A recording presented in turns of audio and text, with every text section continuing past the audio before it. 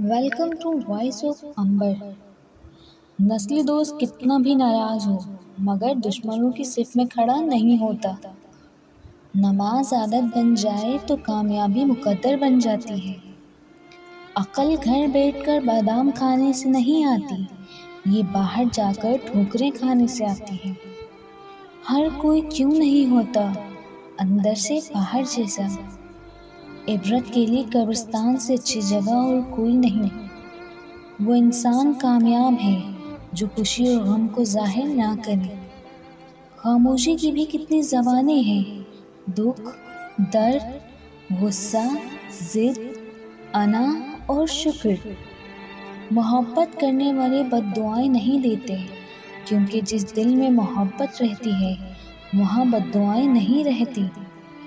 زندگی آخرکار رلا ہی دیتی ہے، پھر چاہے ہم اپنے ماں باپ کے کتنے ہی لاڈلے کیوں نہ ہوں۔